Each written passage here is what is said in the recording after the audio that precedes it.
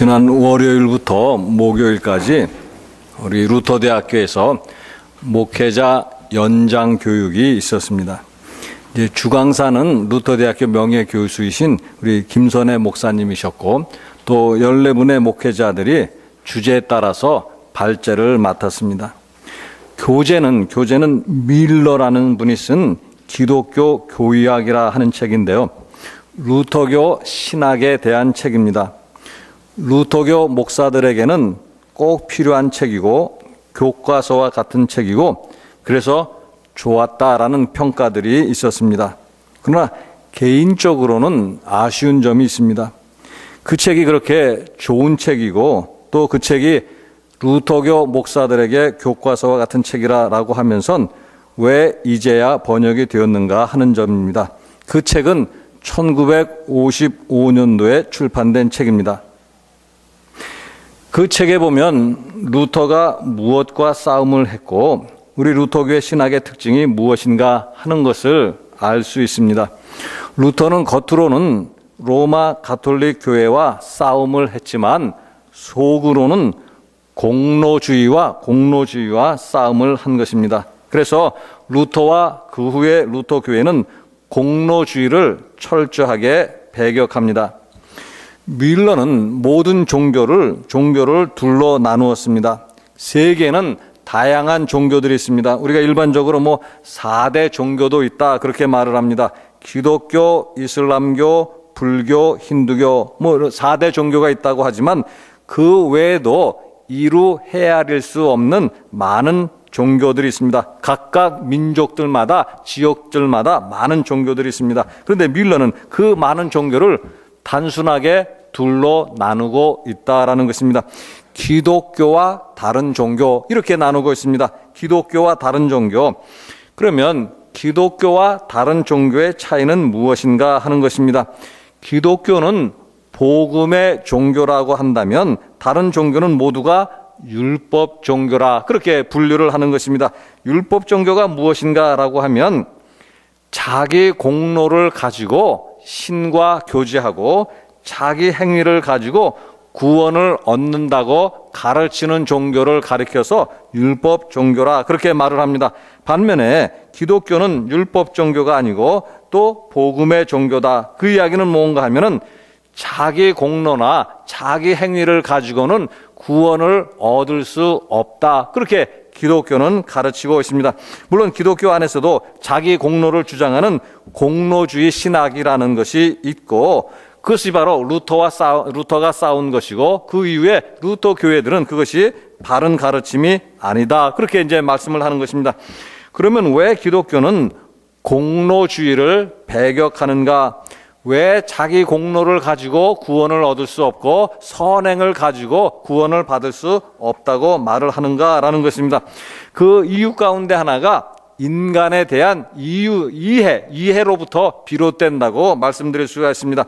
기독교가 말하는 인간이 누구인가라는 것인데요. 기독교가 말하는 인간은 모든 사람은 한 사람도 예외가 없이 다 죄인이다. 이것이 기독교가 말하는 인간관입니다. 문화라든지 지역이라든지 시대를 불문하고 모든 사람은 죄인이다. 심지어 어린아이들도 다 죄인이다. 이것이 기독교가 말하는 인간관입니다. 그리고 또 특별히 루터교 신학에서는 그리스도인들도 여전히 죄인이라는 사실을 말씀을 하는 것입니다. 하나님께서 우리를 의롭다고 인정해 주었을 뿐이지 기독교인인 우리들 여전히 죄인이라는 것입니다. 그리고 그 사실을 잘 보여주는 것이 사도 바울의 말씀들인데요. 디모데전서 1장 15절 보시면은요. 미쁘다 모든 사람이 받을 만한 이 말이요 그리스도 예수께서 죄인을 구원하시려고 세상에 임하셨다 하였도다. 죄인 중에 내가 괴순이라. 사도 바울은 자신을 가리켜서 죄인 중에 내가 괴순이라. 괴수라는 말은 우두머리라는 말입니다. 죄인들 가운데 내가 우두머리다. 그러면 도대체 그가 무슨 죄를 지었길래 죄인들 가운데 괴수라고 말을 하는가? 우리가 알지 못하는 가운데 그가 살인을 했다든지 도둑질을 했다든지 간음이라도 했기 때문에 그런 표현을 쓰고 있는가라는 것입니다. 이제 로마서 7장 19절에서 23절입니다. 이 말씀 보시고요. 우리 한번 같이 읽어보도록 하겠습니다. 내가 원하는 바 선은 행하지 아니하고 도리어 원하지 아니하는 바 악을 행하는도다. 만일 내가 원하지 아니하는 그것을 하면 이를 행하는 자는 내가 아니요 내 속에 거하는 자니라. 그러므로 내가 한 법을 깨달았노니 곧 선을 행하기 원하는 나에게 악이 함께 있는 것이로다. 내 속사람으로는 하나님의 법을 즐거워하되 내 지체 속에서 한 다른 법이 내 마음의 법과 싸워 내 지체 속에 있는 죄의 법으로 나를 사로잡는 것을 보는도다. 내가 원하는 바라고 할 때 여기서 내가 누구인가 하는 것입니다. 사도 바울입니다. 사도 바울. 예수님을 믿기 이전에 사울이 아니라 예수님을 믿고 사도로 일하는 바울이다. 그런 이야기입니다. 사도가 된 바울이 지금 무슨 말씀을 하는가 하면 원하는 선은 행하지 아니하고 원하지 않는 악을 행하고 있습니다. 이렇게 말씀을 하고 있습니다. 또 사도가 된 바울이 무슨 말씀을 하는가 하면 내 속에는 하나님의 법이 있지만 여전히 죄의 법이 있습니다. 이렇게 말씀을 하고 있습니다. 그러면 우리는 사도 바울보다도 훌륭한 신학자들이고 우리는 사도 바울보다도 훌륭한 기독교인이라고 말할 수 있는가? 그래서 사도 바울은 자신을 죄인이라고 말하지만 우리는 죄인이 아니고 자신 있게 의인이라고 말할 수 있겠는가 하는 것입니다. 이번 강의에서는 우리 김선혜 목사님이 중간중간에 간증 비슷하게 자신의 말씀을 많이 하셨습니다. 그분이 이런 말씀을 하셨습니다. 목사라는 신분을 가지고 있지만 때때로 자신이 평신도보다도 못하다라는 생각이 들 때가 많다. 이렇게 말씀을 했습니다. 또 교인들 가운데는 목사를 괴롭히는 사람들도 있다라는 것인데 그래서 그런 교인을 보면 마음속에 이런 생각이 든다라는 것입니다. 이 말은 김선혜 목사님이 하신 말을 더하지도 않고 덜하지도 않고 그대로 전하는 것입니다. 저 새끼는 왜 다른 교회도 가지 않고 계속 우리 교회를 나와서 나를 힘들게 하는 것인가? 제가 분명히 말씀드렸습니다. 더하지도 않고 덜하지도 않은 것입니다. 그러면 김선혜 목사님은 훌륭하지 못한 목사님이라 그런 생각을 했을까? 저는 김선혜 목사님보다 훌륭한 목사라 그런 생각을 아예 하지도 않을까? 큰 교회 목사님들은 모두가 훌륭한 분이라 마음으로 죄를 짓는 경우가 없을까 하는 것입니다. 무슨 뜻인가 라고 하면은요, 오늘 1절 말씀 보시면은요, 그러므로 우리가 이 직분을 받아 긍휼하심을 입은 대로 낙심하지 아니하고 낙심하지 말라는 말씀입니다. 사람을 보고 낙심하지 말라 그런 뜻입니다. 우리가 교회 안에서 직분을 받았습니다. 우리가 교회 안에서 직분을 받았지만 어떤 공로가 있어서 직분을 받은 것인가, 어떤 장점이 있어서 직분을 받은 것인가 하는 것입니다. 오늘 성경 말씀 표현을 보시면은요, 긍휼하심을 입은 대로 새 번역에 보면 하나님의 자비를 힘입어서 우리가 목사가 되고 장로가 되고 권사가 되고 이 모든 것은 어떤 공로가 있어서도 아니고 다른 사람들보다 장점이 있어서 된 것도 아니라는 말씀입니다. 오직 하나님의 자비로 된 것이라 그런 이야기입니다. 우리가 자주 사용하는 성경의 표현을 빌린다고 한다면 하나님의 은혜로 된 것이다 그런 뜻입니다. 고린도전서 15장 10절 보시면은요, 그러나 내가 나된 것은 하나님의 은혜로 된 것이니 내게 주신 그의 은혜가 헛되지 아니하여 내가 모든 사도보다 더 많이 수고하였으나 내가 한 것이 아니요 오직 나와 함께 하신 하나님의 은혜로라. 오늘 내가 나된 것 하나님의 은혜이고 내가 사도가 된 것 하나님의 은혜이고, 그래서 사도로서 수고할 수 있는 것, 그것도 하나님의 은혜라는 말씀입니다. 무슨 말씀인가 하면은요, 하나님의 자비로, 하나님의 은혜로 직분을 받은 것이기 때문에 직분을 받은 사람을 보고 다른 사람들이 낙심할 이유가 없다라는 것이고, 직분을 받은 사람도 그 자신을 보고 스스로 낙심할 이유도 없다라는 뜻입니다. 빌립보서 3장 12절 보시면은요, 내가 이미 얻었다 함도 아니요 온전히 이루었다 함도 아니라 오직 내가 그리스도 예수께 잡힌 바 된 그것을 잡으려고 달려가노라.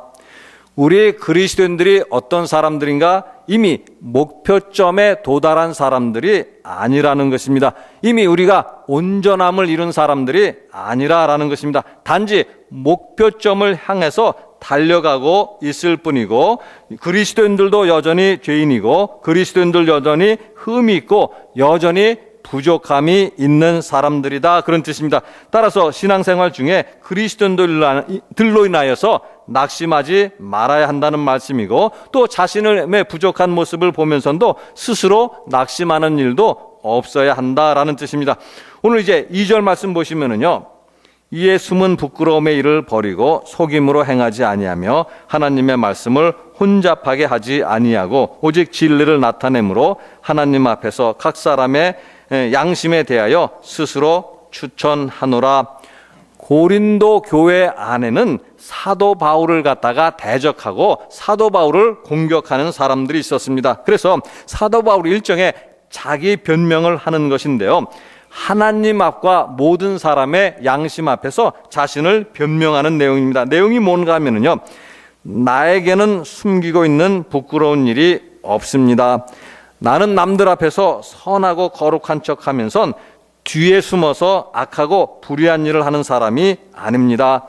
나는 정치인이나 장사꾼처럼 교활하고 간사한 사람이 아닙니다. 나는 하나님의 말씀을 왜곡하지 않았습니다. 이렇게 자기 변명을 하는 것입니다. 그러면 사도 바울이 누구인가? 앞에서 말씀드린 처럼 누구도 그보다 신앙적으로 훌륭하다고 말할 수 없는 그런 분이 바로 사도 바울이다, 그런 이야기입니다. 그런데 사도 바울조차도 자기가 개척한 자기 교회 교인들로부터 이런 공격을 받았다라는 사실이 있습니다. 그런데도 사도 바울은 낙심하지 아니하고 하나님의 일을 감당했다라는 것인데요, 그렇다고 한다면 우리가 사도 바울만큼 훌륭하지도 못하면서 그런 공격을 받고 그런 비판을 받았을 때 우리가 낙심하는 일이 옳겠는가 하는 것입니다. 왜 그러면 사도 바울은 낙심하지 아니했는가라는 것인데요, 그 이유를 설명해 주고 있습니다. 사람이 직분을 준 것이 아니라 하나님이 직분을 주신 것이기 때문에 낙심하지 아니한다, 그런 이야기입니다. 만일 자신의 공로를 보고 사람들이 직분을 준 것이라고 한다면 그는 낙심했을 것이다, 그런 이야기입니다. 그런데 하나님의 자비로, 하나님의 은혜로 자신에게 직분을 주셨다, 그런 이야기입니다. 만일 고린도 교회 교인들이 자신에게 직분을 주었다면 그런 공격받고 낙심했을 것이고 사도직이라는 것을 그만두고 말았을 것이다, 그런 이야기입니다. 그러나 사람이 준 것이 아니라 하나님이 주신 직분이기 때문에 낙심하지 아니하고 포기하지 아니하고 그 사도직 감당한다는 말씀입니다. 물론 우리는 사도 직분뿐만 아니라 그리스도인으로 신앙생활하는 것에 있어서도 마찬가지입니다. 우리 그리스도인들이 낙심하지 아니한다라고 할 때 만사가 형통하기 때문에 낙심하지 아니한다라는 것이 아닙니다. 때로는 고난이 있을 경우도 있고 때로는 역경이 있을 수도 있는데 그런 중에도 낙심하지 아니한다라는 것입니다. 그 이유는 뭔가 하면 하나님이 우리를 택하셨고 하나님이 우리를 부르셨기 때문인 것입니다. 때로는 우리 자신이 늘 낙심할 때가 많이 있습니다. 정말로 나에게 믿음이 있는 것인지 없는 것인지 모르겠다라는 생각이 들 때가 있습니다. 또 예수님을 믿지만 나에게 어떤 변화가 있었는지 모르겠다, 그런 생각도 들 때가 있습니다. 또 때로는 정말로 하나님이 나를 사랑하시는가, 다른 사람들을 더 많이 사랑하는 것은 아닌가, 그런 생각이 들 때도 있습니다. 그러나 분명한 사실 한 가지는 하나님이 택하시고 하나님이 우리를 부르셨다는 사실이고 그 사실을 우리가 믿어야 한다라는 사실입니다. 그래서 세상 사람들에게 없는 것이 우리들에게 있다라는 것인데요. 세상 사람들에게는 죄의 법만 있지만 우리에게는 동시에 하나님의 법도 있다는 사실을 알아야 합니다. 세상 사람들에게는 달려갈 목표점이 없지만 우리에게는 달려갈 목표점이 있다는 사실도 알아야 합니다. 세상 사람들에게는 참된 소망이 없지만 우리에게는 예수 그리스도로 말미암아 참된 소망이 있다는 사실도 알아야 합니다. 비록 우리 자신은 연약하고 부족하지만 우리 안에는 예수님이 계시다는 사실도 알고 믿어야 한다라는 사실입니다. 그래서 오늘 고린도후서 4장 8절에 보시면은요, 우리가 사방으로 우겨쌈을 당하여도 쌓이지 아니하며 답답한 일을 당하여도 낙심하지 아니하며, 답답한 일을 당해도 우리가 낙심하지 아니한다는 말씀입니다. 왜냐하면 우리 안에 예수 그리스도가 계시기 때문입니다. 우리가 낙심하지 아니하는 것은 하나님의 아들이신 예수님이 우리를 부르셨고 우리에게 직분을 주셨고 지금도 우리 안에 계시기 때문입니다. 그래서 다시 한번 여러분에게 말씀드리겠습니다. 예수님께서 여러분을 부르셨고 예수님이 여러분에게 직분을 주셨고 하나님의 아들이신 예수님이 지금도 여러분 안에 계십니다. 같이 기도하시겠습니다.